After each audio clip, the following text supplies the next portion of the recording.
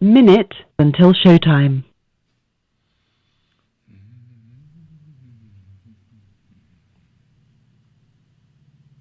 1 minute until showtime.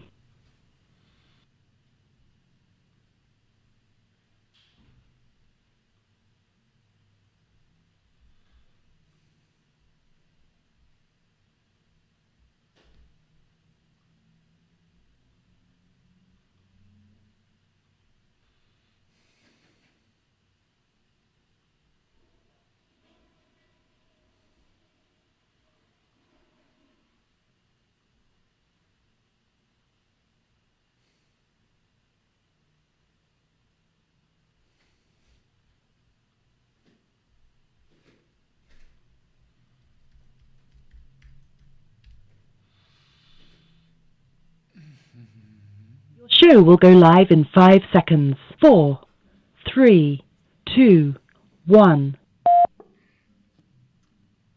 Blog Talk Radio.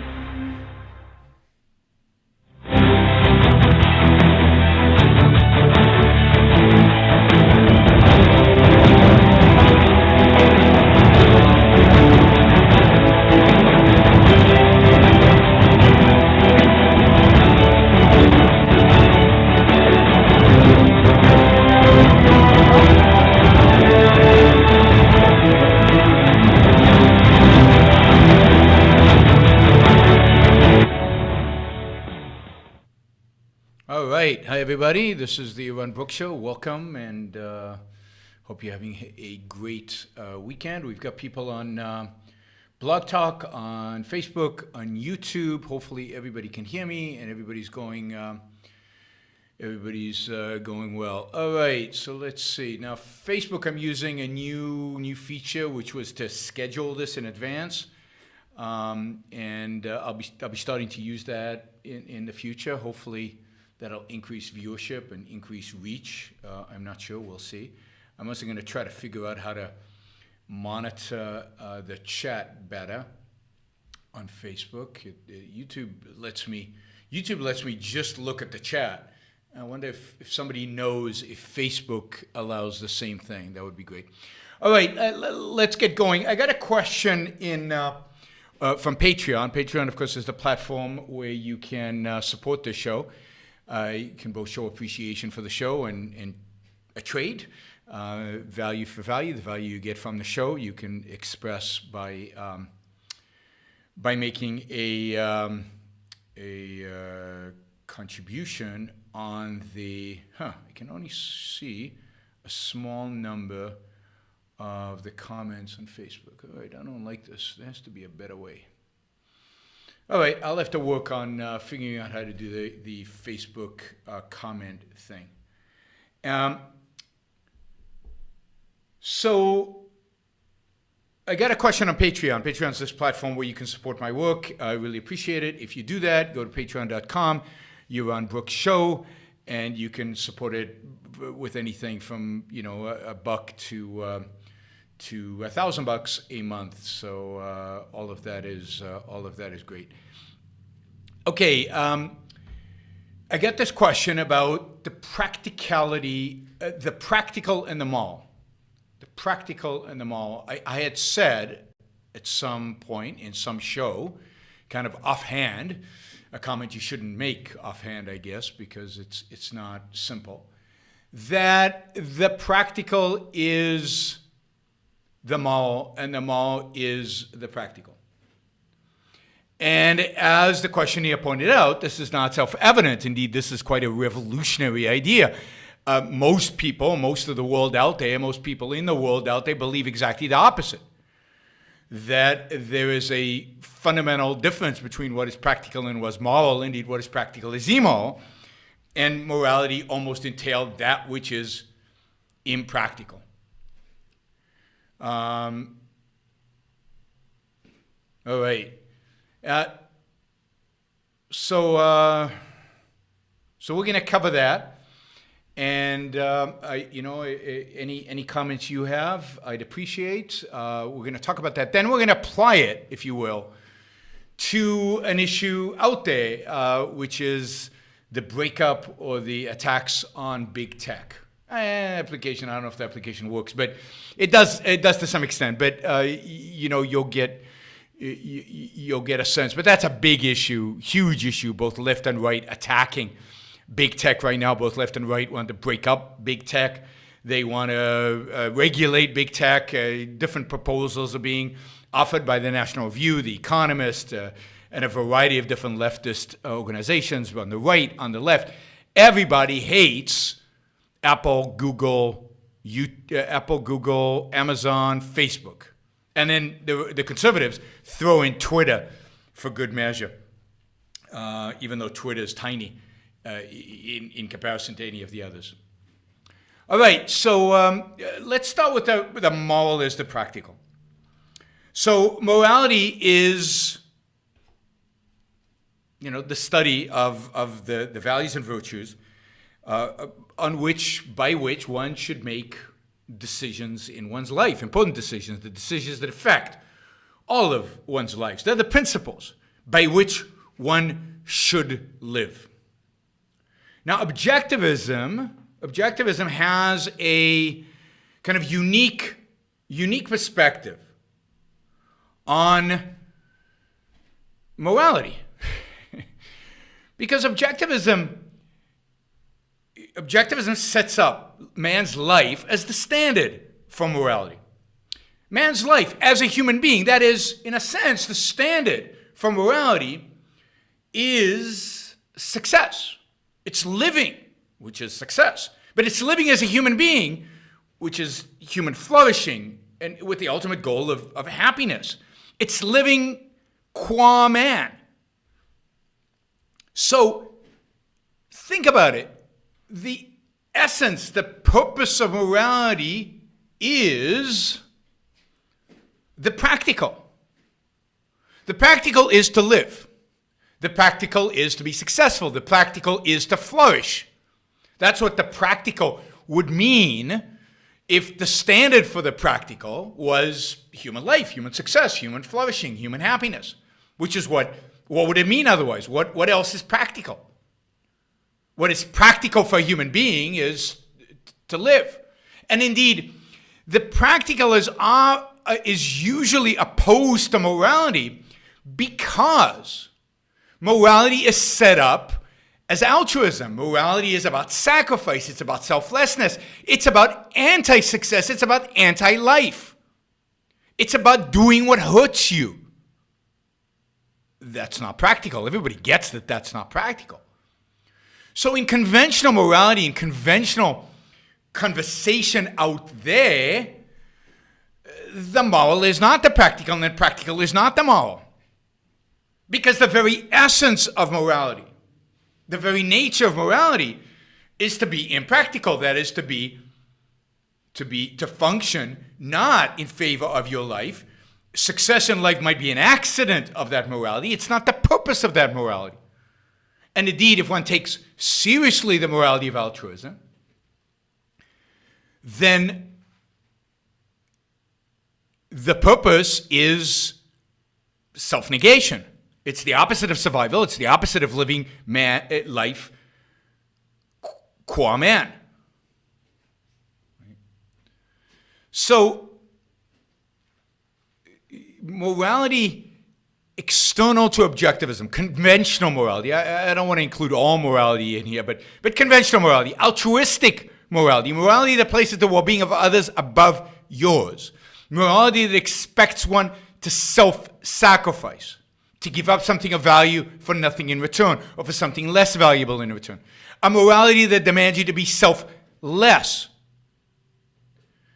is, yes, impractical. And that's where this conception in the public comes about. It comes about from exactly that view.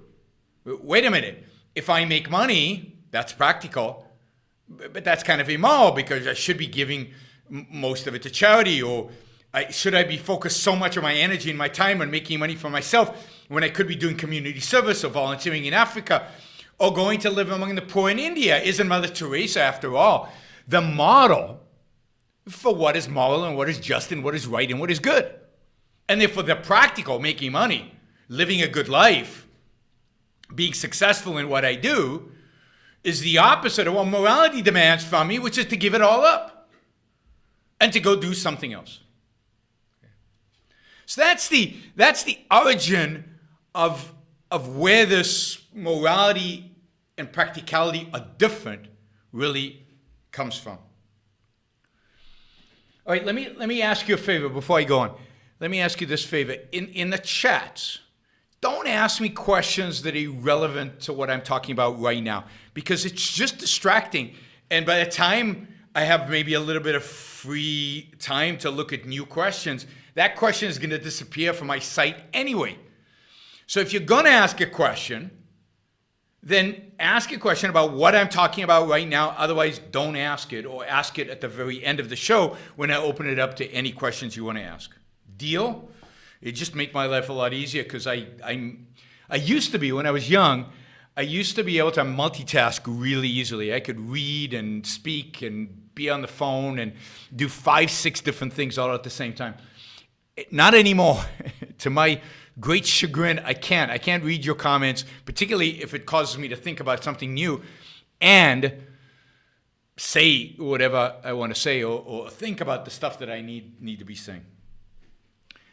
All right, so in conventional morality, it's obvious that practical is not the moral, and when the practical is the moral, it's almost an accident. And that's where this kind of dichotomy in people's minds come from. It comes from the morality of altruism. Now, what about objectivism? Well, in objectivism, as I mentioned earlier, objectivism is set up that the moral is the practical, and the practical is the moral, properly understood. If you understand the practical as that which enhances your life over a lifetime, that which is good for you, that which leads to your flourishing, that is, in other words, that which is successful, but not successful just in the moment, but successful over the life of the project, over the life of the endeavor, i.e. the endeavor being your life, then, yeah, the practical is moral, because that's the essence of what morality is about. Morality is about success in life. Now, last week, for example, we talked about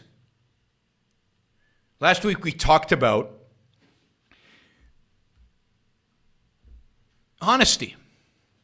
And I gave lots of examples about how honesty doesn't work. It's impractical.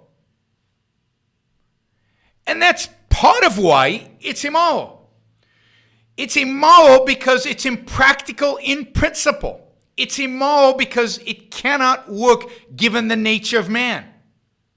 It's in principle bad for you because once you recognize the important nature of rationality, of reason, in one's own existence, anything that undercuts reason, anything that undercuts rationality is by definition bad for you. So of course it's impractical. It's bad for you.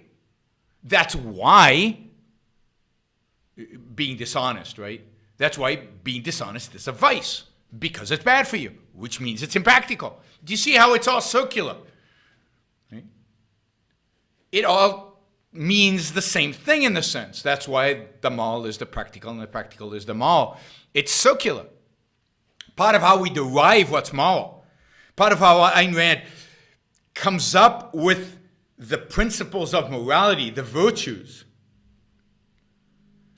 is by looking at all of human history, looking at human psychology, looking at the world out there, introspecting, and saying, these things lead to human success and these things lead to human failure. The things that lead to human success in principle for all human beings are the virtues. Vices are those things that in principle, lead to failure.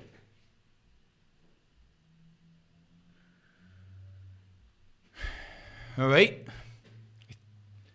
So think about again the honesty. When we observe people around us, when we introspect, when we look into the world, what we see is the dishonesty fails and that honesty is success. But it's more than that, because we also have to integrate this knowledge in with the other principles. So here we have to integrate it in with rationality. Once we integrate it with rationality, we understand why it's impractical. It's impractical because it is undermining, it's destructive of the tool that makes human flourishing possible, which is reason and rationality. All right, so how do you contrast practicality with pragmatism? Good question. So the difference between practicality and practicality just asks the question, does it work? Right? Does it work to achieve the goal set? It's practical if it works to achieve that goal. Pragmatism is an ism, and it's a whole set of ideas. It's a whole set of ideas around doing whatever works in the moment. It's not doing whatever works, which is practical. It's doing whatever works in the moment. Abandon principles. It's a whole ideology that is around short-term expediency. Right? So being pragmatic is, by definition, thinking only in terms of the short term. I would argue that practical, when the goal is human life, when the goal is success, is a long-term concept. It's about long-term. How does one achieve one's goal? Would it be fair to say altruists have hijacked the term that the practical is a neutral relative term that relates to meeting some end? I don't know. I'm not sure. I think I think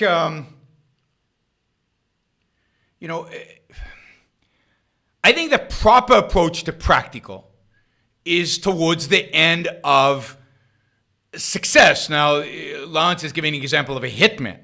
A hitman is practical to ending life.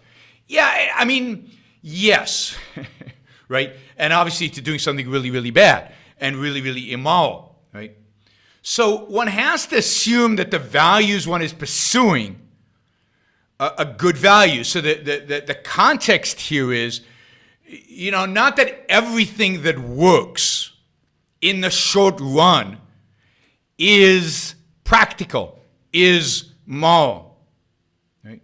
The practical is the moral is the practical refers to the practical vis-a-vis success, vis-a-vis life, vis-a-vis human life, flourishing.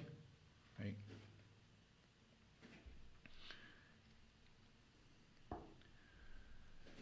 All right, good questions.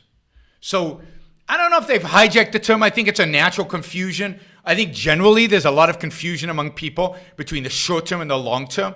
I think one of our biggest challenges in trying to convince people about the objectivist morality is to convince people to think long term. I think even people, even when they do logic or when they do critical thinking, I don't think often the long-term perspective enters. I don't think we learn to think long-term, to evaluate things long-term. And therefore,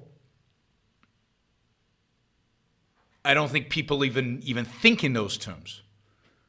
Everything to them, unfortunately, we live in a world kind of shaped by pragmatism, by expediency of the moment. That's why being dishonest, it gets you what you want right now, so be dishonest.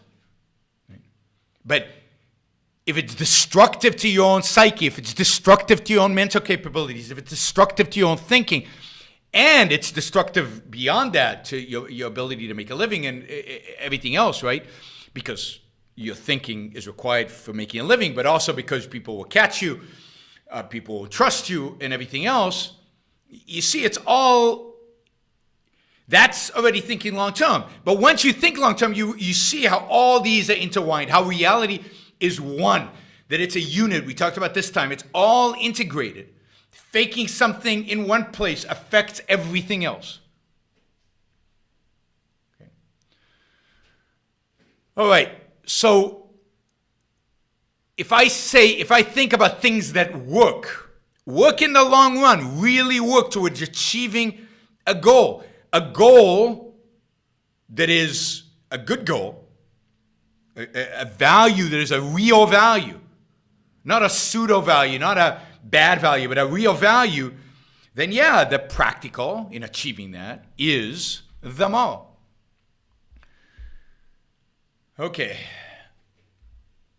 So again, the root of this is the fact that objectivism is pro-life, that objectivist morality is pro-life, pro-success, pro-reality, and altruism is anti-life, anti-success, anti-reality. All right, we're going to take a break, and we're going to, after that, unless you have questions, we're going to talk about big tech and what to do about big tech. All right, you're listening to Yaron Brook Show, and we're going to be right back after, let me find one. There we go, after that. The Ayn Rand Archives has more than 1,500 photographs of Ayn Rand, her life, and her work. Become an ARI monthly sustainer today, and you are eligible to receive the Ayn Rand photo series every month. These high-quality reproductions, each with historical anecdotes provided by the archives, will be shipped to you in a protective sleeve and are suitable for framing or for collecting in a photo album. Becoming an ARI monthly sustainer is the most convenient way to contribute. Your automated monthly gift of just $25, that's less than $1 per day, helps to sustain our vital programs and qualifies you to receive the Ayn Rand photo series. When your first monthly contribution is made, you'll receive the first set of 2 photos. Then for as long as you contribute at least $25 a month, you'll receive an additional set of 2 photos each month. For residents outside of the United States, a monthly donation of $50 is required to receive the photo series. Signing up is quick and easy. Just go to AynRand.org/donate and look for the link at the bottom of the page to become an ARI sustainer.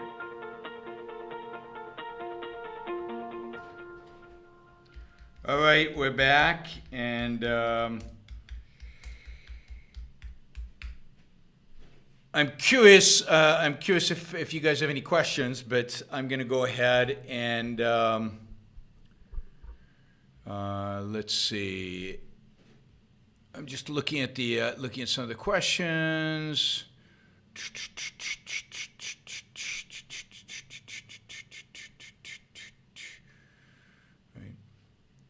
So all right. Let's move on to talking about big tech. And if you have any questions about moral and the practical, I think there's a lot more to say about this, and particularly about the ends of the practical. That is, the end of the practical has to be life-sustaining. It has to be a real value. I think that's essential. Look at the questions. People are saying all about bad people, who are successful at what they're doing. Well, they're not successful at what they're doing because what they're doing is destructive to themselves. So they're not being moral and they're not being practical, right? Because they're not achieving the real values, even though they might be achieving their pseudo-values. All right, let's talk about big tech, because this keeps coming up. It's constantly coming up in the press, in the media, everywhere, left, right, and everything. It's everybody agrees. Everybody agrees that it's time to start treating big tech, and you can define big tech differently, and the left and the right tend to define big tech differently because they are coming. The problems that they see are different. But essentially, they all want to do something about big tech. They all want to break it up. They all want to, to regulate it in different ways, different methods. But it's really amazing to read the National Review one day and then read, any leftist publication the next day and see how similar they are in terms of what they're accusing the big tech companies of doing, and what they view the remedies should be for what the big tech are doing. Now, I don't know if you remember this. Some of you might remember this. I did a show, I don't know, it's probably over a year ago now, about an op-ed that came out. It was actually August of 2017, so it was less than a year ago. Okay, in August. This was after the Google thing with that kid who wrote the memo about women in software, and they fired him and all of that. After that, I did a show, or part of a show, on this op-ed by Kurt Schlichter, who conservatives love, who's like, he's like one of the most popular commentators in the conservative media that there is, Kurt Schlichter. And he wrote a piece for townhall.com. And when I read it, I actually thought he was kidding. I thought this can't be right?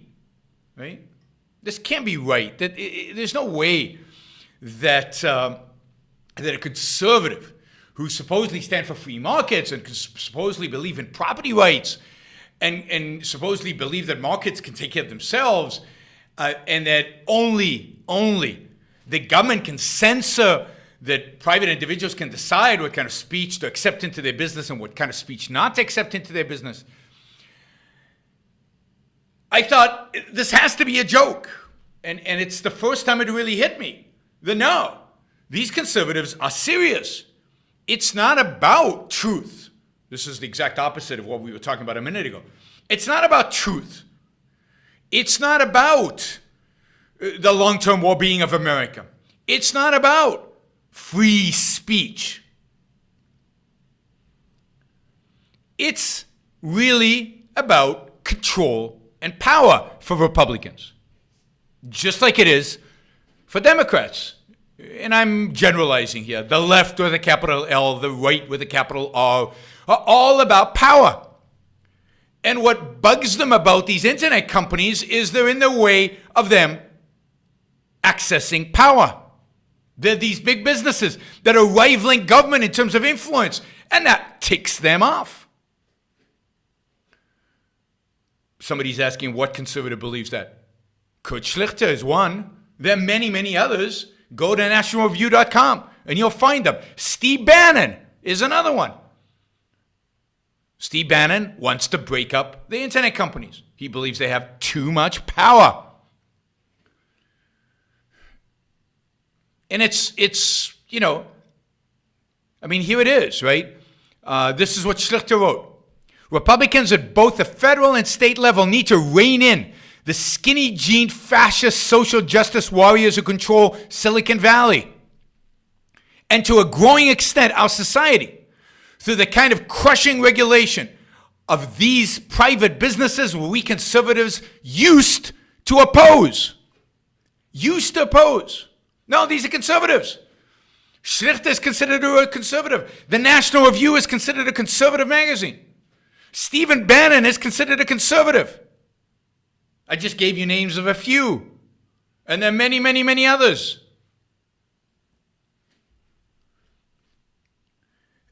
This is a piece written on August 15th, 2017, in Town Hall.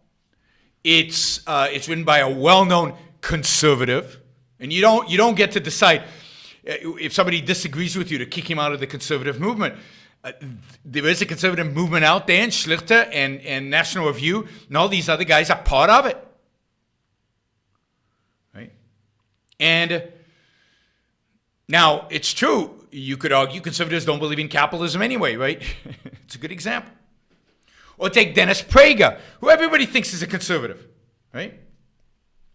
Dennis Prager is suing YouTube for demonetizing his videos. He's not even suing them for taking his videos off screen, right? He's not suing them for not giving access to his videos to general public, which YouTube does. What he's suing them for is that they won't monetize some of his videos because they find it offensive to their advertisers. He's suing them because he argues they discriminate against conservatives. which is exactly what Schlichter is arguing against. He says they discriminate against conservatives. They actually assist leftist partisans, right? They aggressively silence conservative voices with their apps. Now, whether that's true or not, whether they actually silence conservative voices with their apps, put aside for a minute, but this is the argument that they're making, right? So this is left and right. Now, the left adds to this economic arguments. They add to this the traditional antitrust, look. Here's some of the arguments the left makes against big tech and for breaking them up. And here's a list I got. There's actually an acronym. Where's the acronym? There was an acronym in one of these articles. That was in The Economist. Let me find The Economist. They had a great acronym for breaking up these companies. You see, this is what happens when you get too many articles up on screen. It's not that. It's not that. It's disappeared. Let's just open it this way. Anyway, it's a let's see. Is it that? No, it's not that. Not that. Silicon Valley. All right. Why can't I see it? It's here somewhere. We will find it in a minute. But they've got an acronym now for all the bad things that Silicon Valley does that justifies breaking it up. And okay, I can't find the acronym. To hell with it. All right, but here's a list of them. Anyway, no acronym. These companies don't pay their quote fair share of taxes. Like they've got numbers like Apple and Google and all these guys, and of course Amazon doesn't pay a lot of taxes at all. It's massive. It's huge, and it pays very little taxes. Why is that? Why does Amazon pay very little in taxes? It's a question, a Q&A for all of you guys. Why does Amazon pay so little taxes? Because it doesn't make a lot of money. Because it doesn't make a lot of money. So it doesn't pay a lot of taxes. But Apple, has money in Ireland, and that really upsets the left and the right, I think, because the right view it as anti-American to keep your money outside of the United States. And then, of course, they use every scheme in the book in order to avoid paying taxes, in order to keep it in tax havens. And the left hates that because, hey, they should have access to that money to better society by redistributing it.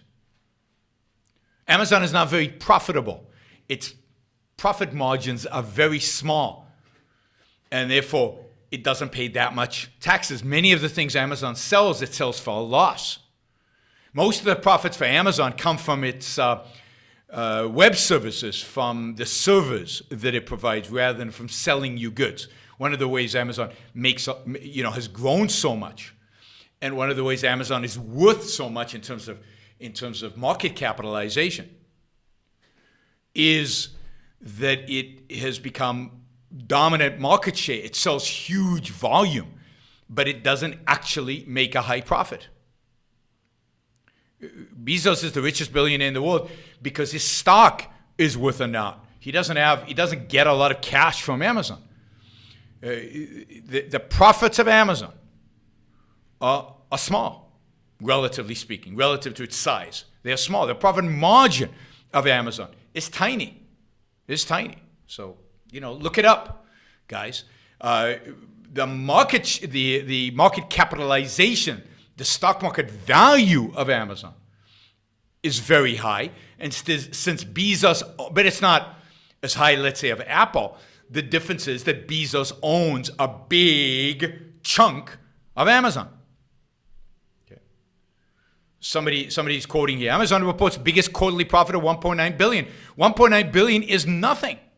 It's nothing. They've been making a profit since mid-2015, but it's a small profit, $1.9 billion. When Apple makes profits around $20 billion or over $20 billion. So a quota. So no, Amazon's profit, I repeat, are small. I didn't say they're non-existent. I didn't say they don't make money. I just said they make a little bit of money relative to their size. That's just a fact. You know, you can argue all you want with facts, but it is a fact. Anyway, and therefore they don't pay a lot of taxes, because you don't pay taxes on your market share. You don't pay taxes on how much you're worth. We don't yet in America have a wealth tax. You pay taxes on profit, on how much you earn. And Bezos doesn't earn a lot. I don't know what his salary is, but it's not a lot. And Amazon profits are $1.9 billion. So in the big scheme of things, it's not a lot of money once it's taxed. Okay, so Matt says Apple posted $52 billion last quarter as compared to just under $2 billion by Amazon. Apple has 52 times more profits than Apple. Right? Look it up, guys. I can't provide you a source for every single number out there, but the fact that Amazon is not a very profitable company is not a hard one. By the way, the adjective, the not adjective. What am I talking about? They call it bad, B-A-A-D-D, and B-A-A-D-D is. But I don't have the article where they tell you what the B-A-A-D-D is. I'll find it, and I'll get it here soon. But anyway, maybe somebody will find it. Maybe somebody will find it on the chat and tell me what it is. Tell me what it is. Here it is. Got it. Found it. I knew it was here somewhere. All right, B-A-A-D-D. All right. Actually, this one doesn't have taxes in it, but here it is. B is big. They're too big. A is anti-competitive. They're anti-competitive, right? The other A is, this is the most evil of all of them, they're addictive. People like these products so much they don't stop using them. And those children are being corrupted by these screens that they're watching all day. It's addictive. It's destructive of human life. Just like heroin. Just like heroin. So BAA, big, anti-competitive, addictive. And then D is damaging to democracy. 2 Ds. Damaging to democracy. So this is the economist's argument. This is not even a particularly radical, out there left-wing doctrine. This is just a middle-of-the-road economist. I mean, the economists are pretty left, but not that left. They're not Salon.com, and they're very well respected, right? So bad. Tech companies are bad. They're big. They dominate. And you're seeing generally a rising concentration in American business. Facebook and Google are responsible for nearly 80% of the news publishers' referral traffic. So that relates to the bad for democracy, the damaging democracy as well. And in 80% of every new online dollar in America was on Google. 85% of online search ad revenue worldwide is Google.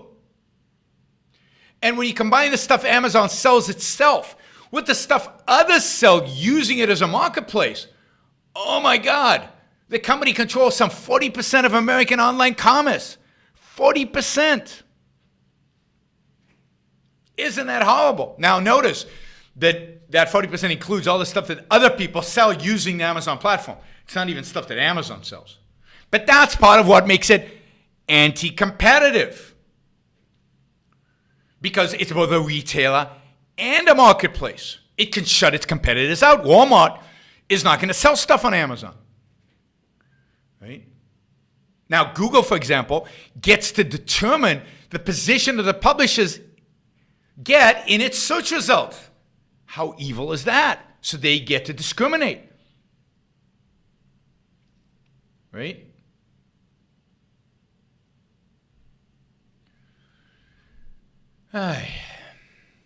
And all of these firms use insights from the data they gather to spot incipient rivals and buy them up or compete them out of existence. Now, this is particularly evil and bad, right? This is particularly evil and bad. Think about it. Facebook notices Snapchat, so it buys Instagram and then does whatever it can with Instagram or WhatsApp or whatever to destroy Snapchat or whatever, right? I can't even keep track, right? Facebook paid $22 billion for WhatsApp. Why? Because it wanted to crush all the other messaging services. And you could go on and on, right? Google is constantly looking for its next competitor. If they're really good, they buy it, or they buy one of their competitors and they crush the company, or they start to service themselves, right? Anti-competitive practices. I know the free market is incredibly anti-competitive. Leaving people alone and respecting their property rights is incredibly anti-competitive. And then it's addictive. It's really, really bad for people. You know, many people feel that people who spend time on social media, I'm quoting, especially teens, are less happy than their peers. Now, I don't know. I'd be interested in the research. But is it true that people who spend a lot of time on social media are less happy, or that less happy people spend more time on social media? How do you run a control group on that? How do you do a scientific research to determine the direction of causality? There's clearly correlation.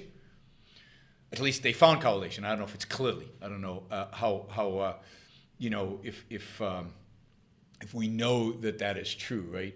There's clearly let's say there's correlation, but do we know what the direction of causality is? You know, it's a good question, but not one they're going to ask. They also show that some adults, have been shown to be more prone to insomnia, depression, and anxiety due to online activities. Now, maybe that's true, and there's good reason to believe that some of that is true. But I also know that people with insomnia tend to browse the web because they can't sleep. And if you're depressed and don't go anywhere, you might stay at home clicking away. You know, I don't know. But it's addictive. It's bad for you. And the government should do something about it. The government should do something with it. And then, of course, it's damaging for democracy because it creates filter bubbles where users are fed the information from their followers and they feed it back to their followers, and it's these bubbles where you just hear, and there is a problem. That's a problem. I encourage all of you not just to watch news on Facebook that your friends are sharing with you, but to actually go out there and read a newspaper once in a while. Actually go out there and watch, you know, I don't encourage you to watch news television anyway, but, you know, listen to radio, listen to talk radio, listen to NPR, go on the web. Oh, you can't go on the web because it's addictive. That's not good. You know, go to websites that actually have news. You know, break this this chain of social media controlling what you hear, because, you know, it is a problem. So what's the solution? This is a piece in The Economist that brings all these things up. We can break them up. Obviously, breaking up would be great. We should have done it years ago. Or, you know, these companies are young, so we couldn't have done it years ago. But, you know, in the last 5 years, we should have done it. People tell us. And look, great things happened when we broke up AT&T. Now, let me just put this myth to rest, because I hear this all the time. It's really so stupid and dishonest, right? Let's be very clear. AT&T was a government-created, government-regulated monopoly. You were not allowed to compete with AT&T. AT&T was not a market-created so-called monopoly. AT&T was a government-created monopoly and regulated. The entire industry was regulated. There was no competition to AT&T until companies found new ways to compete, right? So you couldn't compete on the copper wires, because the copper wires, this is telephones, for those of you who don't know what AT&T used to do. Used to do telephones, particularly long distance. They had a monopoly over long distance phones, because they were deemed a natural monopoly because you can only draw one set of copper wires everywhere. And, it's the same reason why electrical utilities are deemed a natural monopoly, because you can only put wires once. You don't want to have multiple wires. It's ugly and it's inefficient, they tell us, and so on. So we have one set of wires. So AT&T had one set of wires. And the service was terrible and the quality was terrible. Everything was terrible. And in those days, for those young people who don't know this, it was unbelievably expensive to call long distance. Long distance was outside your area code. So, to call from California to New York was like, oh, do I really want to do this? It's really expensive. At workplaces, they used to ban employees from calling for private calls outside of state because, man, you could run up huge phone bills. I mean, today we take calling anywhere in the world for granted. But in those days, you couldn't do it. That was AT&T, right? And then came a company called WorldCom. I think it was that WorldCom originally? The first company to put in cable. I think it was WorldCom. And they raised money from an unconventional source, because what they were trying to do is they were trying to compete with a monopoly. They were trying to compete with a government-created and protected monopoly, AT&T. MCI, WorldCom bought MCI. It was called MCI. And they got money from Mike Milken with the use of high-yield bonds, what many people call junk bonds. And they laid fiber optics in the ground so they wouldn't have to compete with the copper wires. And therefore they wouldn't be in violation of the rules that made it impossible to compete with AT&T. And they put fiber optics in the ground, crisscrossing the United States. And they revolutionized telecommunications.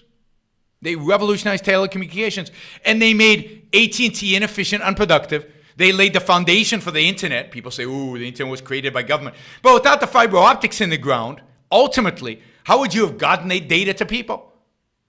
Yeah, the universities were connected, but it's MCI that created the network, the telecommunication network, the modern telecommunication network. And then, of course, once MCI did it, lots of other people started doing it. And by the 90s, people were laying fiber optics, huge quantities. Every pipeline, like gas pipeline that was laid in the ground, they laid a fiber optics cable next to it. Every time people dug up the ground to lay anything in it, they threw in a fiber optics cable into it. That's how the internet was created, right? And AT&T was broken up because it couldn't compete. And it should have been broken up because it was a government-granted monopoly. And it was broken up, and its pieces were now allowed to compete. And of course, they had all kinds of regulations that made it impossible for them to properly compete and effectively compete. And ultimately, most of those so-called MarBells are gone. They disappeared. And then 1994 came along and they deregulated that. Anyway, it's a long story, a fascinating story. The telecommunication industry is a fascinating story. It's a long story, but to say, oh, the government had to step in to break up AT&T and look what wonders we got as a consequence of that is reversing cause and effect. It's a complete distortion of history, right? So, it's amazing. It truly is amazing that people are talking about breaking these companies up, right? And, and they give it all these stupid examples of breakup. And it looks like the European Commission in Europe, it looks like the European Commission is going to try to force Facebook to get rid of Instagram and WhatsApp. So this is not theoretical. It's still a little theoretical in the U.S., but look, the Trump administration has just basically challenged the merger of AT&T and Time Warner. And if they challenge that, oh my God, AT&T and Time Warner, that merger is far, far smaller, less important, less powerful from a market share perspective, less influential on content that people receive than is Google or Apple or Amazon or Netflix or any of these companies that dominate the content And they're investing huge amounts of content, and they own the mechanisms by which to get that content. It's truly, I mean, the idea that Trump won't do this is just non-factual. His Justice Department has already indicated, again, by stopping the merger of AT&T and Time Warner, that they're willing to use antitrust to break up companies, or not to allow mergers at least, which is the equivalent of breaking up companies. There's no difference between the two. All right, now they say, look, breaking up, that's radical. That's extreme. That's, maybe we shouldn't do that. Maybe we shouldn't break them up. What's the alternative to breaking them up? Well, we should regulate them. Mark Zuckerberg at some point said that Facebook was a communications utility. Yes, let's jump on that. Everybody quotes him. Every article that mentions regulating these industries as public utilities jumps on this, and they say, yeah, even Mark Zuckerberg said they're a utility, and utilities have to be regulated. We agreed that utilities have to be regulated decades ago, so let's just regulate them as if they're utilities. So we could set up a whole commission, or maybe just use the FCC, or who knows what we'll do. We'll create a new commission, maybe like the Interstate Commerce Commission that regulated railroads, and then trucking, and then telegraph, and almost everything. And basically destroyed the railroad industry in the United States, made the railroad industry uncompetitive, to the point where we had to build a highway system in order to move goods from point A to point B, because the railroads sucked at it, because they'd be regulated to such an extreme that they wouldn't innovate or create or produce or move stuff that needed to be moved. And we built a highway system which has massive trucks on it. And probably, talk about danger to human life. Those trucks barreling down the highways probably cause more deaths as traffic accidents than anything else. But nobody cares because, the government built a highway system. It must be good. Or we can just prevent them from growing in new acquisitions to encourage competition. In other words, we can either break them up or regulate them. Those are the two options being presented.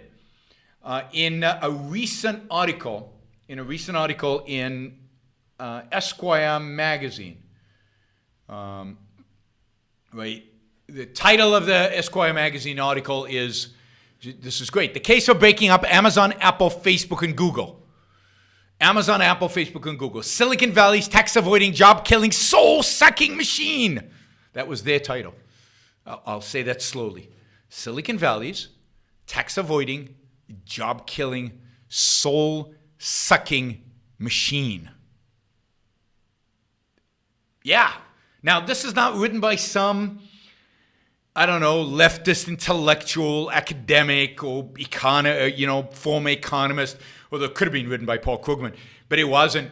It's written by a entrepreneur, by Scott Galloway, who has started, I think, 3 different companies and been very successful at it, and has done very, very well for himself, has competed with these companies. And he says, I benefited enormously from big tech. My investment portfolio has benefited.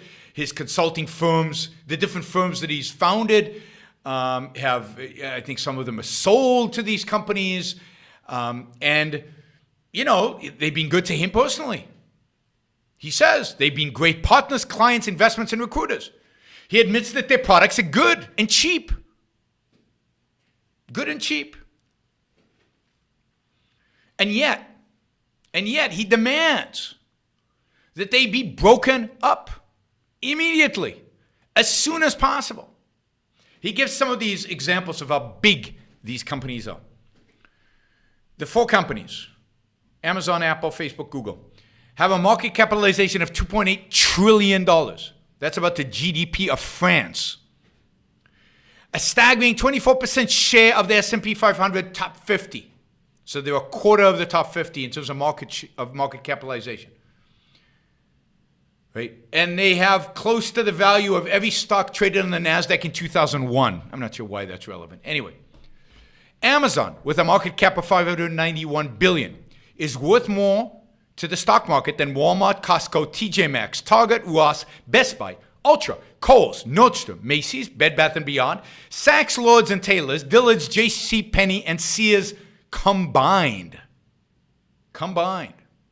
When was the last time you were in a Walmart, Costco, TJ Maxx, Target, Ross, Best Buy? And Best Buy I've been to. Ultra, Kohl's, Nordstrom's, Macy's, Bed Bath & Beyond. When have you ever been in one of those? Maybe there's a reason Amazon is worth so much. Meanwhile, Facebook and Amazon, he writes, are together worth $1.3 trillion. You could merge the world's top 5 advertising agencies, WPP, Omnicom, whatever, right? Top 5 advertising agencies, with the 5 major media companies, Disney, Time Warner, 21st Century Fox, CBS, Viacom, and still need to add 5 major communications companies, AT&T, Verizon, Comcast, Charter, and Dish, to get only 90% of what Google and Facebook are worth together. Now, just notice that the Trump administration has challenged the merger of AT&T and Time Warner, 2 specks, 2 tiny little companies, as compared to Google and Facebook in the media world. They're nothing as compared to these companies in terms of their media impact, their size, their media size. And yet, does anybody have any doubts that if they're willing to go after AT&T Time Warner merger, they would hesitate to break up Facebook or Google? Right? He writes here that Apple's profits were greater than the revenues, not profits, revenues, of Coca-Cola or Facebook. Now, I guess that suggests that Facebook is pretty small. And Apple, in 1 quarter, this is a great number, in 1 quarter, Apple gets more profits, twice as many profits, as Amazon has generated in its entire history. Now, I don't know if that's true, although I think it is true because Amazon has lost so much money for so long. Let me say that again. Apple's profits are greater by a factor of 2 than all of Amazon's profits throughout its history. Now, again, I don't know if that's to suggest that Amazon is small. It's definitely to suggest that Apple is big. Now, he talks about what characterizes, why are these companies so big? And at the essence of it is that they are addictive, that they appeal to something human that makes them addictive. So he says Google appeals to the mind. And this is an amazing paragraph. This is an article in Esquire magazine this week. So it was published last week, February 8th. It's really worth reading if you want to be horrified by the way people are thinking about this issue. She says, throughout human history, we have asked the gods for answers. No more. We now ask Google. He says, we look to Google as our immediate, all-knowing oracle of answers from trivial to profound. Google is our modern-day God. And he says, not only do we ask it questions about important things in our lives, not so important things in our life, about everything. He asks us questions. We ask it questions. But it also knows all our answers. It knows what we click on. It knows what we like and what we dislike. It knows everything about us. He says, is there any entity you've trusted more with your secrets? Does anybody know you better than Google? So Google is a modern-day God figure for us, and that's why we're addicted to it. We can't give it up. Right? Then you have Facebook. Facebook appeals to the heart. Right? Facebook is about staying connected with people. It's about community. And he quotes here studies that say that the secret to longevity, it has been shown, is not genetics, it's lifestyle. And in particular, social bonds. The more social bonds, the longer you live. This is science, guys. So Facebook gives its 2.1 billion monthly active users tools to fuel our need to love others. And that's why it's addictive. That's why you can't give it up. That's why they're so big and so profitable. Because it allows us to keep in touch with friends. Ooh, my God. And you can like stuff. And you can feel, it reinforces friendships and family relationships. And you're involved with other people. And it's wonderful. It'll make you live longer. So we're hooked on it. All right, Amazon. What does Amazon appeal to? Anybody want to guess what Amazon appeals to? What does Amazon appeal to? So Google is the mind. Facebook is the heart. Amazon is what? Amazon is what? Amazon is our gut. Amazon is our gut. Amazon is a reflection of the fact that human beings are insatiable. We want more and more and more. There's never any end to how much we want. Even though you know you don't need it. Even though it's too much. It's more than what you need. Amazon feeds our gut. It feeds our greed. It feeds our consumerism. But that's associated with the gut, right? And it's adopted the best strategy in history for business. More for less. And deployed it more effectively and efficiently than any firm in history, he writes. Absolutely. He's absolutely right. He's absolutely right. So we buy and buy and buy and buy. And of course we can't control it because it's our gut. And we rationally know we shouldn't buy all this stuff. But we can't control ourselves.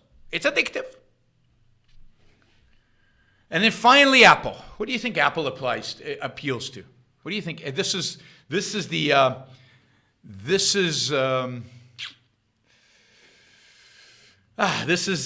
most interesting. I would have never come up with this one. What do you think? What do you think Apple applies to? This shows him, right? Anybody? Apple. So we got brain, we got heart, we got gut. We keep going lower. Right? Brain, heart, gut, then what? What comes after that? Apple appeals to the second most powerful instinct after survival. Procreation. Apple is all about sex. It's about sexual appeal, and we are sexual creatures. We need a signal. We need a signal, just like apes or whatever. We need a signal to our environment. How elegant we are, how smart we are, how creative we are. And Apple allows us to do that. If you have an Apple, right? I mean, a PC computer, a Dell computer might be just as powerful and just as fast, but if you have an Apple, you are signaling membership in the innovation class, right? You don't need $1,000 iPhone X. You don't have a passion for facial recognition. The reason you have an iPhone X is to signal that you make a good living. You can afford a $1,000 phone. To signal that you appreciate the arts and have disposable income. You might even be signaling that you're a lefty. I don't know. Maybe that's part of this. I'm sure that's what the right would say. You're basically saying Apple, by buying Apple, and I am so surrounded by Apple products. It's embarrassing right now. Everything I have is Apple. We're running off of an iPad, an Apple MacBook Pro. I have an Apple MacBook, just a MacBook somewhere around the house. We have 2 iPads. We have 2 iPhones. Although I don't have the iPhone X. I feel sexually than what I really am, what I really should be. I feel, I don't have the X. What am I going to do? Sexually frustrated. That's what it is. I have another Mac Mini in the office, and my wife has another iMac, and that's just in Puerto Rico, and then I have computers I am signaling all day long. To quote, if you mate with me, your kids are more likely to survive than if you mate with someone carrying an Android phone. And the fact is, by the way, that iPhone users on average earn 40% more than Android users. That's what he says, at least. You believe this stuff? This is a long essay on why we should break up Amazon, Apple, Facebook, and Google. And we haven't got yet to his primary reason. We'll get to his primary reason in a little while. But I'm giving you a sense. I'm giving you a sense of the absurdity of the arguments. But they're everywhere. Everywhere. Supported by almost everyone. And it's gaining steam. You see, this is how antitrust works. You first have journalists and intellectuals writing about this. Then you have attorney generals in the states starting to do investigations and inquiries. And then, after it builds momentum and it builds up, support from the public, then the Justice Department gets involved. And by then it's too late. The fate of these companies, it's over. By that point, it is over. Right? So we're still at the point of building up that support through intellectual activity. Attorney generals are looking at it. So it's still happening. It's still being looked at by the attorneys generals. Right? Here's one of his summary statements. The brain, the heart, the large intestines, and the groin.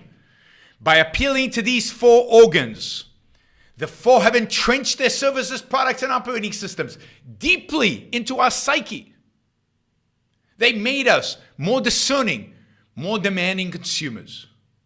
I don't know what's that relevant. And what's good for the consumer is good for society, right? And now he's going to prove that it's wrong.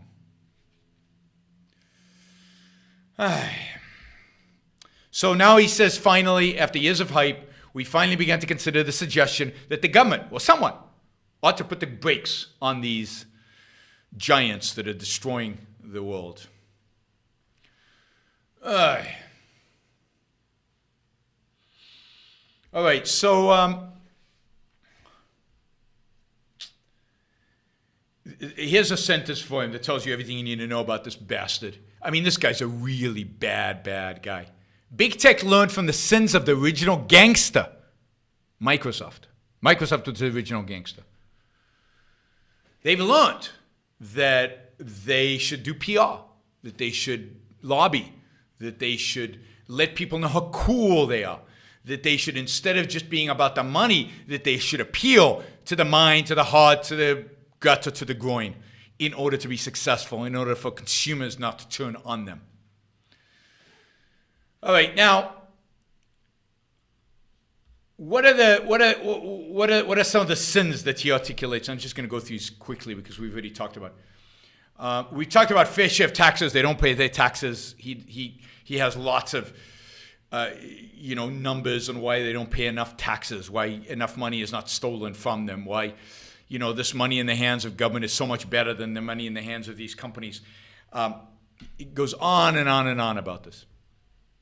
Then he says, second reason, the destruction of jobs by the four is significant, even frightening. Now he says they might create thousands of jobs, but they're destroying hundreds of thousands of jobs. He says, think of just advertising. Advertising, a low growth, flat business. The sector, he says, is large as zero sum, which is BS. Complete BS, but let's just go with what he says. He says, Google doesn't earn an extra dollar by growing the market. Not true. It takes a dollar from another firm. Not true. If we use the 5 largest media services companies as a proxy for their industry, we can estimate that the $29 billion in revenue that Facebook and Google receive would have required about 219,000 traditional advertising professionals to service. That translates to 199,000 creative directors, copyrights, and agency executives deciding to spend more money with their families each year. Oh my God, this is so Luddite. This is so primitive. This is so... This is the same argument we've been hearing from the beginning of time. Yes, if people sewed by hand all the clothes, there'd be so many millions of people working that these evil sewing machines have destroyed their work. Even if there's never going to be zero professionals in marketing, who cares?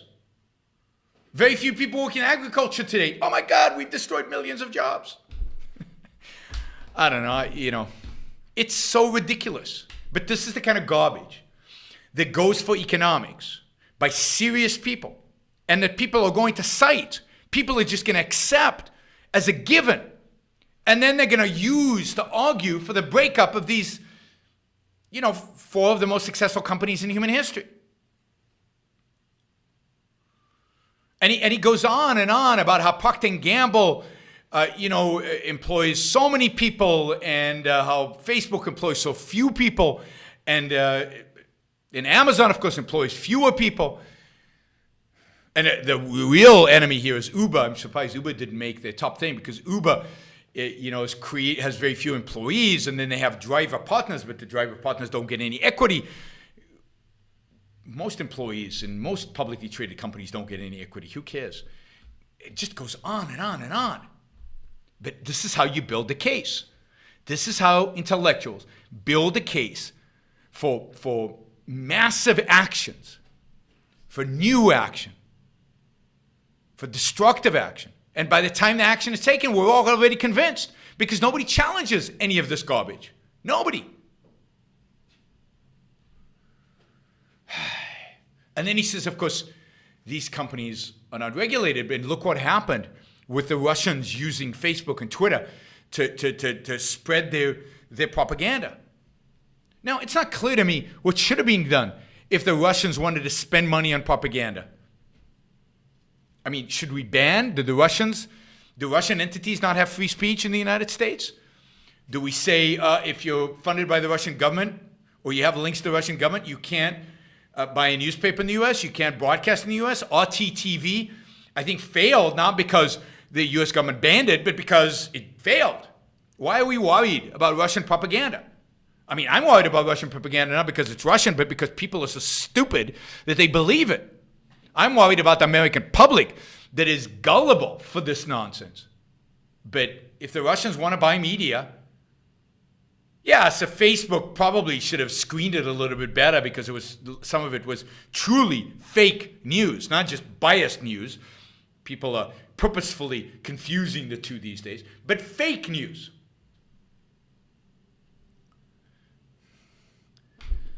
So he says, this is really, really scary stuff. This is a foreign policy issue. We shouldn't, here's what the Senate Intelligence Committee Chairman Richard Burr told the general counsels of Facebook, Google, and Twitter. Quote, "Don't let nation states disrupt our future.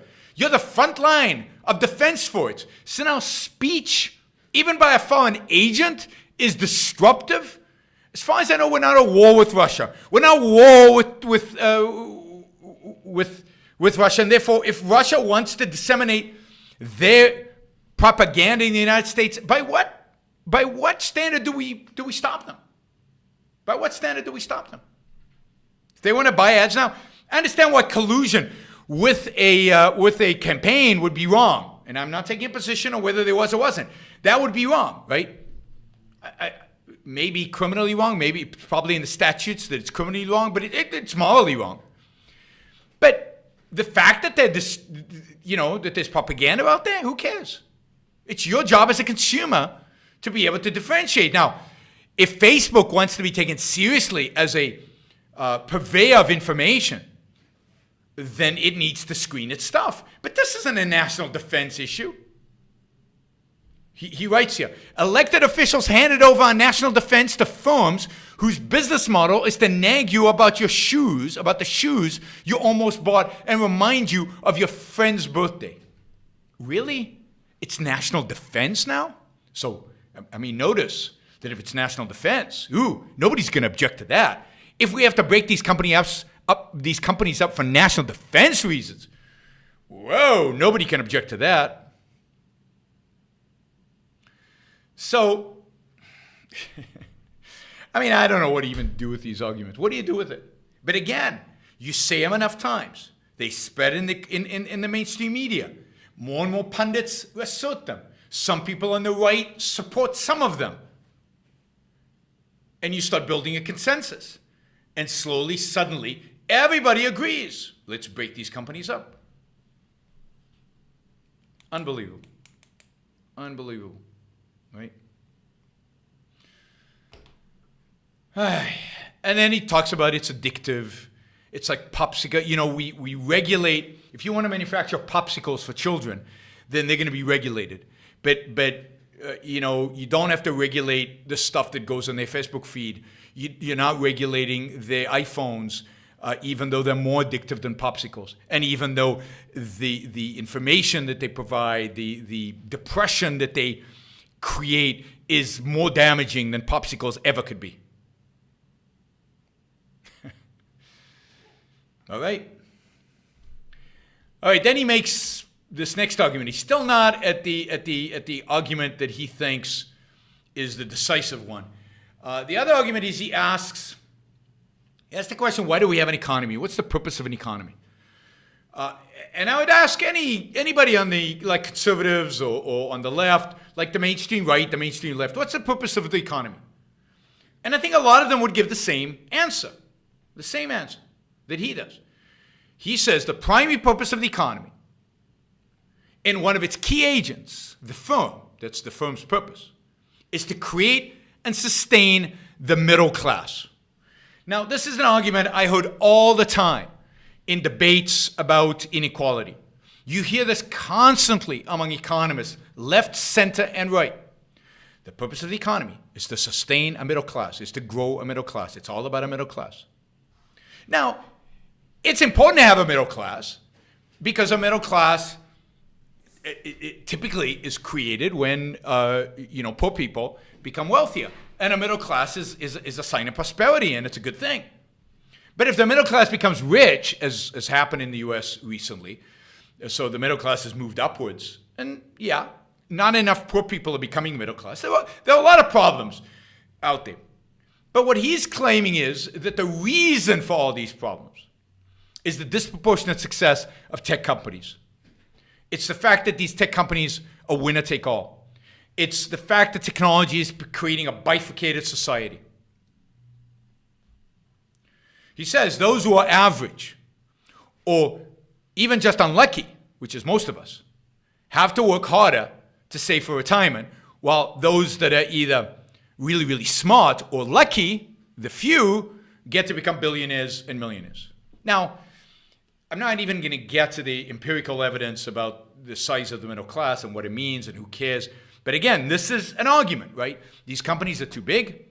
He hints here that they're big partially because of luck or because they figured out how to appeal to the brain, the heart, the gut, and the groin, right?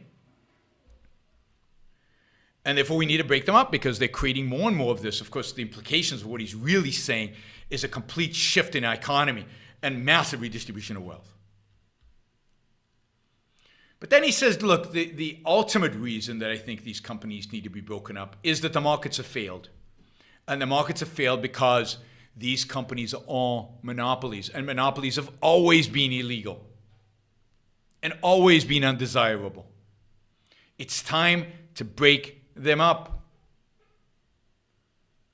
Now, it's true, he says, it's true, that they haven't behaved like economists say monopolies behave. They haven't raised prices, and their quality hasn't gone down. They've actually increased consumer satisfaction. But they just have too much damn power, and they throttle competition. They make competition impossible. They're too big. The same arguments. Now, he thinks breaking up Microsoft or the attempt to break up Microsoft was the best thing that ever happened. And he wants that. He wants the Justice Department to come in and break them up. And then he blames all of these economic problems, like the very few numbers of publicly traded companies in the U.S. on the fact that we don't have enough antitrust, on the fact that these big companies are not allowing competition. Anyway, those are the arguments. And then All right? So those arguments on the left. And then you've got the arguments on the right.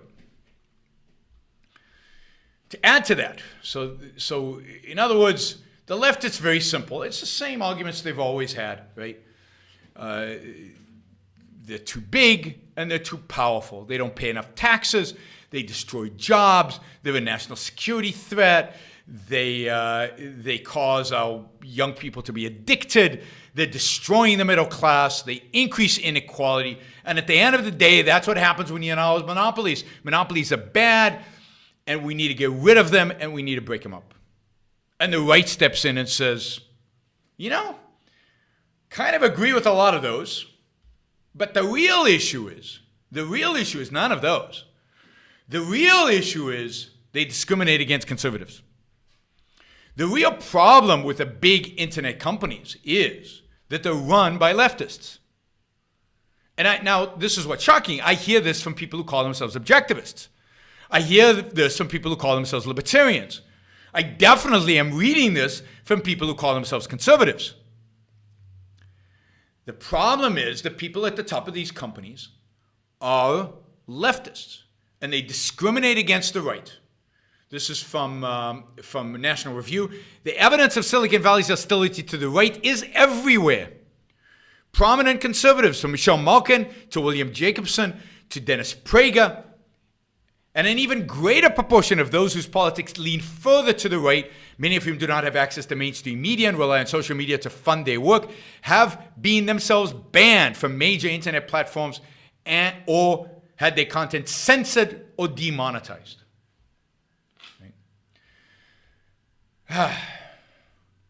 Right? Those conservatives who say, but it's private property. You can't do this. It's wrong. They don't understand how the left operates, he writes. When voices farther to the right are removed, mainstream conservatives becomes the new far-right extremists, and they will be banned with equal weight. Right?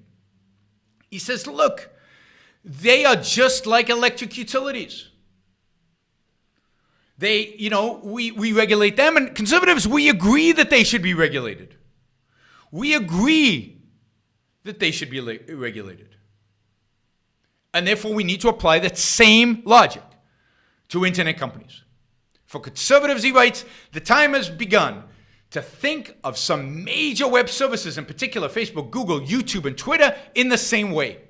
Yes, they are private companies, just as many utilities are. That's right, utilities are private companies. And yes, these internet monopolies do not have the same physical infrastructure advantage that electric utility monopolies have. But because of their network effects, their dominance and monopoly power are in many ways even starker.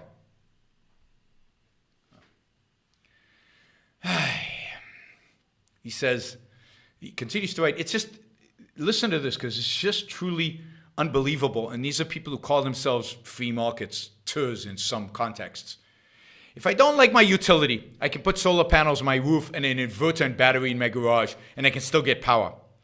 But if I can't get access to the 2 billion people on Facebook, notice now, he's created a right to have access to 2 billion people on Facebook. Now, he created a right to electricity, but this is even worse.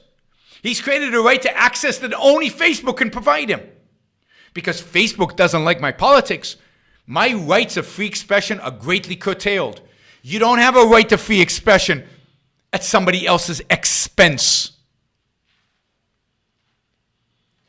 So he says, and despite the fact that these are private companies, they may be violating free speech laws. Why is that? He says, for example, California's state constitution protects free speech in some privately owned spaces, such as shopping malls. That's really bad if they do.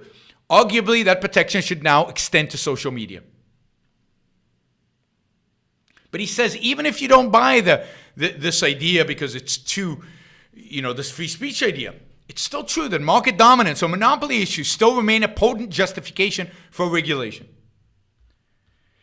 89% of U.S. internet users on Facebook. Twitter has more than 300 million users and plays a critical gatekeeper and distribution role in high-speed promulgation of content and news. Google owns 88% of total U.S. search revenue. This is from the right.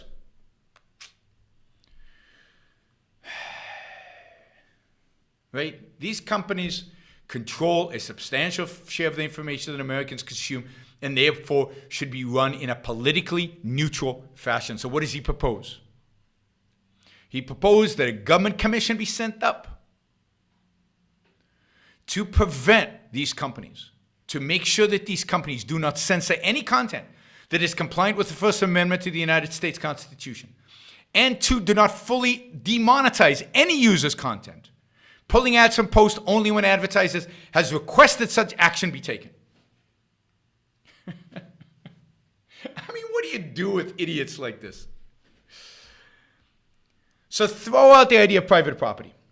Throw out the idea that people should decide on their own private property what can be spoken, what can't be spoken. I wonder what this conservative would say. And I know what they said. When right-wing talk radio dominated the airwaves, when Rush Limbaugh was the biggest thing on the airwaves, and right-wing radio dominated, they still dominate. What would they say if the left had said, this is a monopoly? Radio is a monopoly. We need access. You know, for every hour of Rush Limbaugh, we need an hour of a leftist commentator. It's called fair use, right? This is just fair. It's you know, and if you think about it, the right has dominated radio. So what if the left dominates Twitter and Facebook and these other things? Let the market decide. And it seems to me like on YouTube, the right is doing phenomenally well. And yeah, some stuff is demonetized. But think about it this way. Let's say you owned YouTube. And you're private. And you get to decide the standards on YouTube, what they should be. Would you ban, do you think it's legitimate for you to ban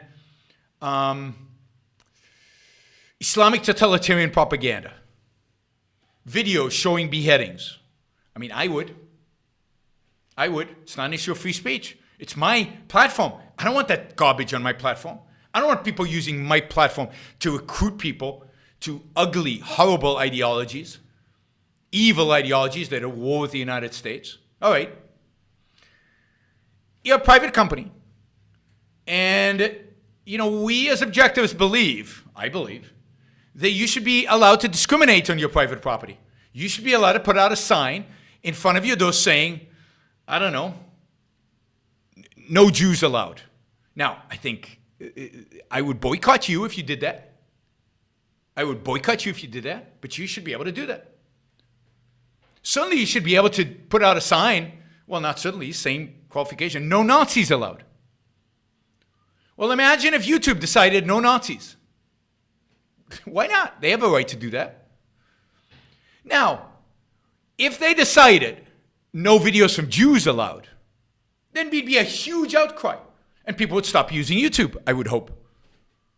And that's how you would get created an alternative platform. So it's a marketplace decision. If they ban groups that I don't want to view anyway, I'm still going to use YouTube. And I can understand their banning. Yeah, if they start banning mainstream stuff, which they haven't, by the way, then I would get really upset. But being upset would mean I would stop using them. I would use my power as a consumer to stop using them. And I'd encourage everybody else, and I'd use this platform and all my other platforms to denounce them and to encourage people to go use some other platform that didn't discriminate in that way. Indeed, again, think about the fact that the right dominates talk radio. They could use the talk radio platform to denounce Twitter, to denounce Facebook, and encourage people to go to a new platform that they start up. And if Twitter and all these others really did, in a really horrific way, discriminate, then I think that would happen. Now, they're doing things that I don't like. They're shutting people's accounts down and then reinstating them when people oppose, but it's inconvenient and it's not nice. They're also, Patreon kick people off their platform. They have a right to do it. They have a right to set their own standards. You want a different platform, create one. You don't want to use Patreon, use PayPal. It's quite easy to use PayPal instead. I'm actually going to add the ability to make contributions via PayPal for those of you who would rather use PayPal than Patreon. All right. You, the consumer, get to choose, get to decide. You don't have a right to Facebook. And I, as a commentator, don't have a right to access the 2 billion people that Facebook has. Where did that right come from? It's unbelievable to me. If Facebook decides they don't want to hear from me, then they don't want to hear from me. They have every right to do that. Once we say that they don't have a right to do that, then free speech is out the window.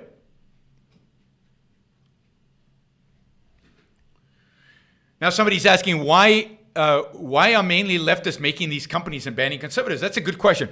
Why are most entrepreneurs in the tech sector leftists? You should listen to some of my shows in Silicon Valley.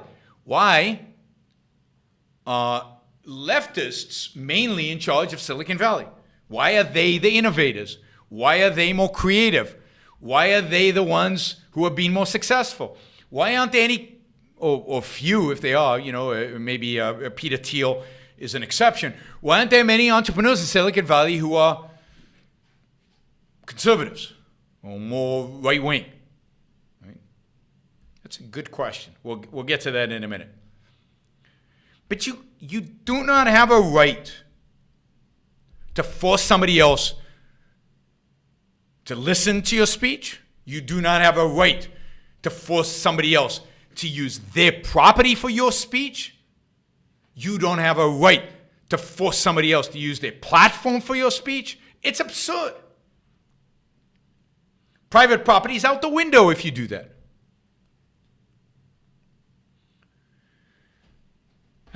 So this is what he says as a response to my objections. This is what he says. We should not allow the conservative ship to be wrecked on the shoals of philosophical abstraction. What's the philosophical abstraction? Private property. Private property. That's the philosophical abstraction. This is conservatism. This is the pragmatism of conservatism and why it's doomed, why it will never lead to anything worthwhile. It's a complete and utter failure. Now, I find it fascinating because the people who are most successful on these platforms are people who are critical of the left. Whether it's Sam Harris, critical of many things about the left, or Dave Rubin, or Jordan Peterson, or Ben Shapiro, or Prager, with Prager University. They're the ones who are successful on these platforms. And yes, some of their videos are not monetized. And yes, I'm not happy by the fact that Dave Rubin makes a lot less money than he used to because he's being demonetized by Facebook. No, not by Facebook, by YouTube. Or some of his videos are being demonetized. That's horrible. That's stupid. That's bad. We should condemn it. We should argue against it. But should we use government force to stop it? Now, notice that the conservatives don't believe the moral is the practical. They know that using government force in this case is not moral. They know that they have principles about private property and so on. But you know what? They need to win. We should not allow the conservative ship to wreck on the shoals of philosophical abstractions. Leave me alone with this principle stuff. Leave me alone from this morality stuff. We need to do what we need to do in order to be successful right now. Now, is this going to bite them back? Is this going to come back and bite them? Absolutely. Is this going to be destructive to their own cause? Absolutely. Is this part of the death knell of the conservatism? Absolutely, in the long run. In the long run, if you violate principles, if you compromise your principles, you will suffer. So they want this administration to, quote, drain the Silicon Valley swamp and create change. What does that change mean? More access for conservatives. More access for conservatives.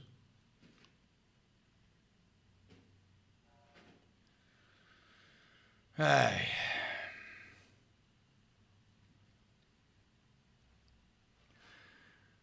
All right. I mean, YouTube has, somebody says, yeah, 1 million plus videos demonetized. Yeah, it's unfair. I'm not saying it's fair. And certainly, Dave Rubin, that's not fair.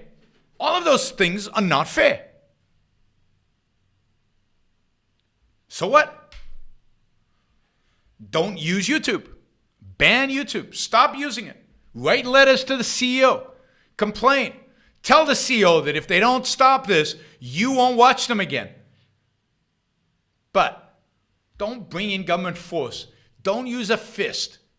You don't have a right to blow YouTube up because it won't play by your rules. They're providing you with this amazing platform. They get to set the rules on that platform. You might not like the rules. You might think they're unfair, but it's theirs. It's theirs. No, life is fair for the most part. Life is fair. I don't like the idea life is not fair. Life is fair for the most part. But bringing the government in, that's unfair. That's immoral. That's unbelievably destructive. That would make life much less fair. And by the way, one of the things you can do is, my videos get demonetized, not many of them, a few of them, is appeal to you guys who are out there consuming my stuff. And since I can monetize them on YouTube, please support me on Patreon. And Dave Rubin gets a lot of money on Patreon. Partially, I'm sure, because people feel like, wait a minute, I can't see ads on YouTube and support him that way because YouTube won't allow it. So I'll support you through Patreon. Now, it's true. Nobody likes the idea of kicking your opponents out, but they're not kicking my opponents out. My videos are all on YouTube. Jordan Peterson's videos are all on YouTube. You can spend many, many, many months, years watching all the videos that are on YouTube that the people at YouTube don't agree with. But even if they did, create your own platform. Create a new platform. Create a better platform.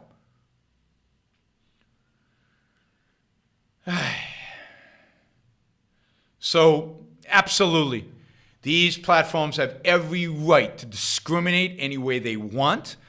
If they discriminate beyond a certain limit, they will lose huge market share and they will suffer as a consequence. They probably discriminate more than I'd like them to discriminate right now, but nobody asked me. Nobody asked you. Nobody asked the National Review. And all it is about power. It's about a naked grab for power. In the case of the left, it's a naked grab for economic power. This is Ayn Rand's whole idea. The left, this is Ayn Rand, right? The left is primarily materialist. So they believe that power comes from controlling economics, controlling how much money is made and who makes it, right? The distribution of income. The distribution of wealth. That's what they're obsessed by. The right wants power over ideas. And since they're in the minority right now what they want is to increase the exposure of their ideas on a platform somebody else created. Somebody else created.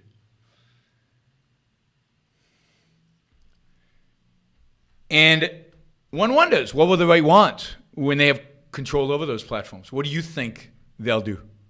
Well, the right is very quick to ban free speech. Very quick to ban free speech. So, the right is kind of saying, let's use the left's tools in order to destroy the left. Yeah. That'll work out really good for you. That'll really work out good for all of us. That'll work out really good for the free market economy and for freedom in the United States of America. Okay, let me take up one last question and then we're going to call it a day. I'm not going to take any phone calls today. This is the question. Why are all these tech entrepreneurs lefties? Now, not all of them, but most of them. Why is the left so dominant in Silicon Valley? Now, I've talked about this before, but I think they are they tend to be lefties is because they have a scientific mind. It's because they're trying to be rational. They are creative and innovative. They are engineers and scientists. They're logical. And the right does not appeal to logic, does not appeal to science. It appeals primarily in the modern era to religion, to faith, to power, to race and ethnicity in certain parts of it. So traditionally, I always ask this question. If you're an engineer in Silicon Valley, are you going to vote for somebody who doesn't believe in evolution? No. Why would you? So as long as the Republican Party is committed to the idea that evolution doesn't exist, as long as the Republican Party grounds and bases, and not just the Republican Party, the entire conservative movement, grounds and bases their defense of capitalism, their defense of freedom on faith and religion. As long as the conservatives write pieces like the National Review piece or the other piece in The Hill that I quoted that are naked appeals to power as a rationale, they're not going to convince anybody.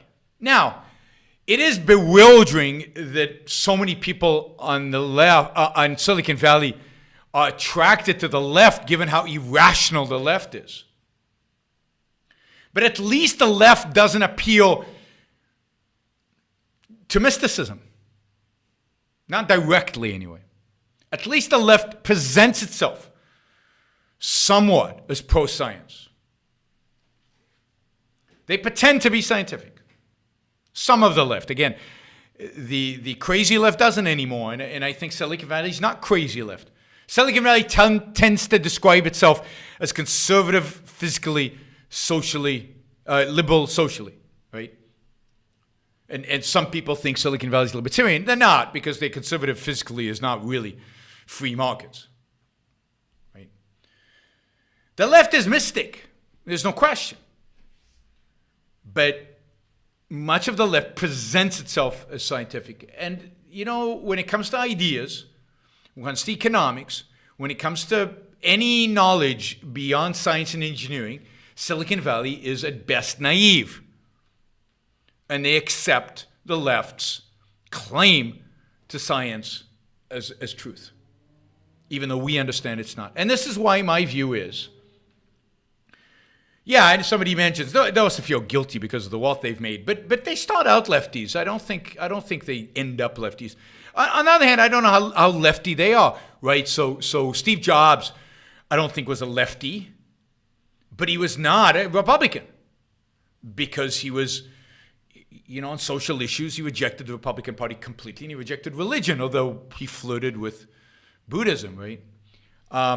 What's his name? Cook, who runs Apple now, is gay. And I'm sure never even considered the Republican Party given their stance on gays. So, this is why I'm neither left nor right. And I don't think you should be left or right.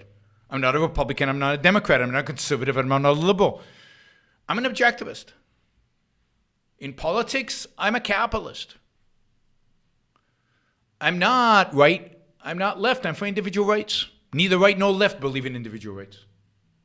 Not the historical right and not the existing right. Not the historical left and not the existing left. I mean, the classical liberals broadly defined kind of believe in individual rights. But no, objectivism really, really, really is an advocate for individual rights clearly understood and clearly defined.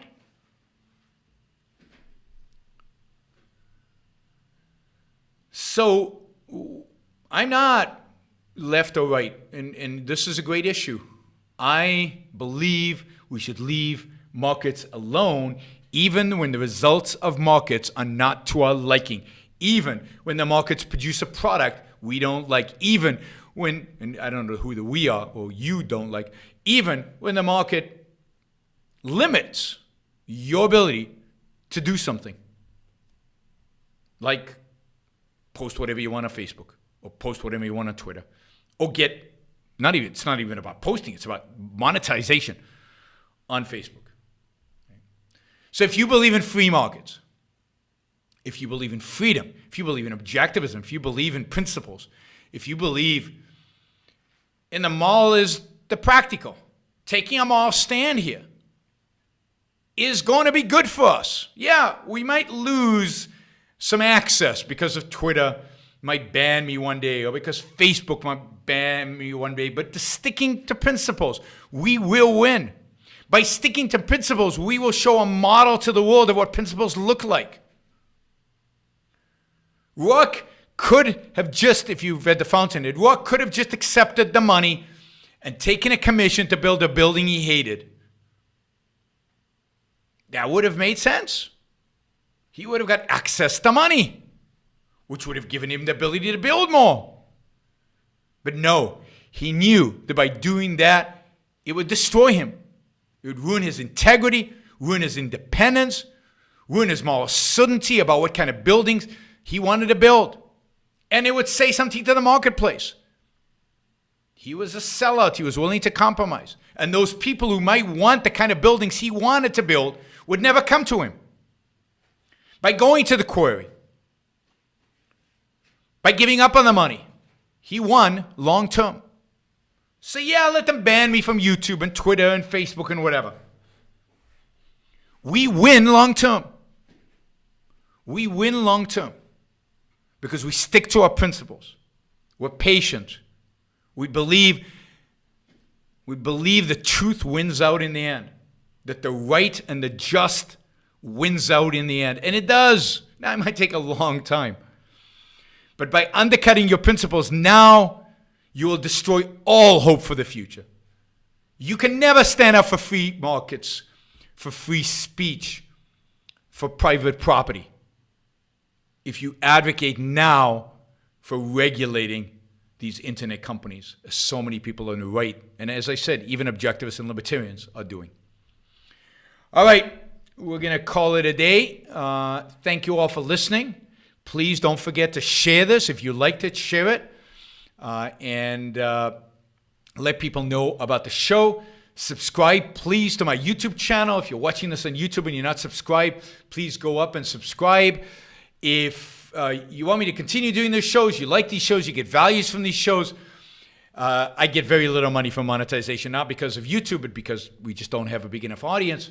So I need all the help I can get on Patreon, so I appreciate any support you provide on Patreon. Stick to principles, stay moral, be honest. You know, yeah, there are bad things out there, and in a sense, life can be unfair. And given the role of government and given bad philosophy out there, life is likely to be unfair. You're not going to make it any fairer by compromising. You're not going to make it any fairer by undercutting your principles. All right, I'll probably be back several times this coming week. I'm home for the week, so I'll be doing some of the news briefings this week. Got a lot to say about the news, which I didn't say today. We will also be here same time next week for another Objectivist Living show. And I'm going to announce, I'm going to try to do something new next week on Saturday, and that is co-host the show with Amy Peikoff. So me and Amy will co-host a show, call it Yaron and Amy. I don't know, something like that. We'll co-host a show on Saturday, some point during the day, even though it's my wedding anniversary. I'll have to figure that out. But yeah, on Saturday, we'll do a show with me and Amy. I'm not sure what the topic is going to be. I also haven't figured out the technology where we can get both videos on screen at the same time. But we're going to work that through. And we'll see. We'll see if a little bit of co-host kind of dynamics increases viewership and increases your interest in the show. All right. We'll talk to you soon. See you this week. Have a great weekend and a great week.